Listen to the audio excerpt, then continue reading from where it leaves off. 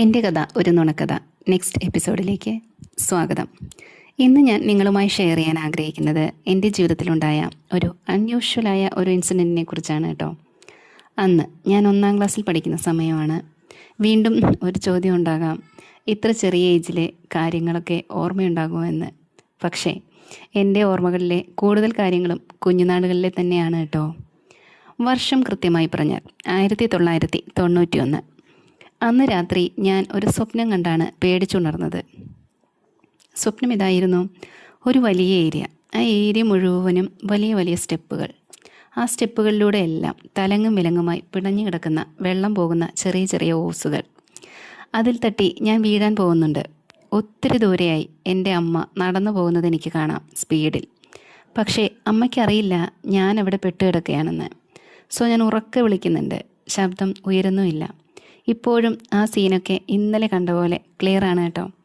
ഒത്തിരി പേടിച്ച് ഞാൻ വീണ്ടും വീണ്ടും അമ്മയെ ഉറക്കെ വിളിക്കുന്നു. പക്ഷേ അമ്മ വീണ്ടും വീണ്ടും ഒത്തിരി ദൂരത്തേക്ക് നീങ്ങിപ്പോകുന്നു. അങ്ങനെ പേടിച്ച് ഞാൻ കണ്ണു തുറന്നപ്പോൾ കേൾക്കുന്നത്, അന്ന് റേഡിയോയിൽ ഒരു മ്യൂസിക് പ്ലേ ചെയ്തുകൊണ്ടിരിക്കുകയാണ്. മ്യൂസിക് എന്ന് പറയുമ്പോൾ ഒരു സാഡ് മ്യൂസിക്, ലൈക്ക് ഒരു ഒരു ഒരു നീണ്ട സൗണ്ട് പോലെ. അന്നൊക്കെ റേഡിയോയുടെ കാലമായിരുന്നല്ലോ. ആ സമയത്ത് റേഡിയോയിൽ സിനിമാ പാട്ടുകളോ മറ്റോ പ്ലേ ചെയ്യുന്ന സമയമായിരുന്നു. പക്ഷേ അന്ന് ഈ മ്യൂസിക് പ്ലേ ചെയ്യാനുള്ള കാരണം, അന്ന് രാത്രി അന്നത്തെ നമ്മുടെ പ്രൈം മിനിസ്റ്ററായിരുന്ന രാജീവ് ഗാന്ധി കൊല്ലപ്പെട്ടിരുന്നു. എല്ലാവരുടെയും മുഖത്ത് നല്ല വിഷമമായിരുന്നു കേട്ടോ. എനിക്കും ഒത്തിരി ഇഷ്ടമുള്ള ഒരു നേതാവായിരുന്നു അദ്ദേഹം അന്ന്. ഇപ്പോൾ തോന്നുന്നുണ്ടാവും, പിന്നെ 1-ാം ക്ലാസ്സുകാരിക്ക് എന്ത് പ്രധാനമന്ത്രിയെന്ന്. പക്ഷേ എന്തുകൊണ്ടാണെന്ന് അറിഞ്ഞൂടാ, നിങ്ങൾ വിശ്വസിച്ചാലും ഇല്ലെങ്കിലും എനിക്ക് ഭയങ്കര ഇഷ്ടമായിരുന്നു അദ്ദേഹത്തെ.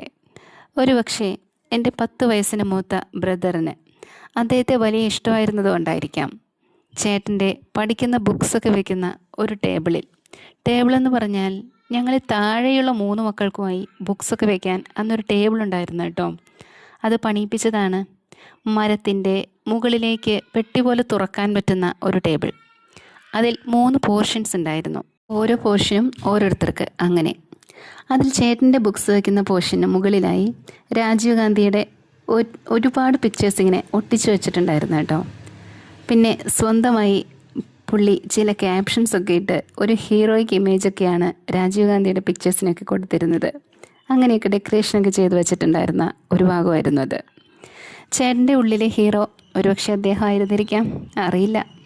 അങ്ങനെയാണ് എനിക്ക് ഈ പ്രധാനമന്ത്രി രാജീവ് ഗാന്ധിയുമായി വല്ലാത്തൊരു മാനസിക അടുപ്പം ഉണ്ടാകുന്നത് കേട്ടോ. ഇപ്പോൾ പറയുമ്പോഴും നിങ്ങൾക്ക് കേൾക്കുമ്പോഴും തമാശയായി തോന്നാമെങ്കിലും അന്നത്തെ എൻ്റെ സങ്കടം, പാവം ഞാൻ ആരോട് പറഞ്ഞ് കരയും? പ്രധാനമന്ത്രി മരിച്ചിട്ട് കരഞ്ഞ 1-ാം ക്ലാസ്സുകാരിയുടെ സങ്കടം ആർക്ക് മനസ്സിലാകാനാണ്? അതൊക്കെ ഒരു കാലം. പിന്നെ ഈ സ്റ്റഡി ടേബിളിനെ കുറിച്ച് പറഞ്ഞപ്പോഴാണ് രസകരമായ മറ്റൊരു സംഭവം ഓർമ്മയിൽ വന്നത്. അതുമായി നമുക്ക് നെക്സ്റ്റ് വീഡിയോയിൽ കണ്ടുമുട്ടാം.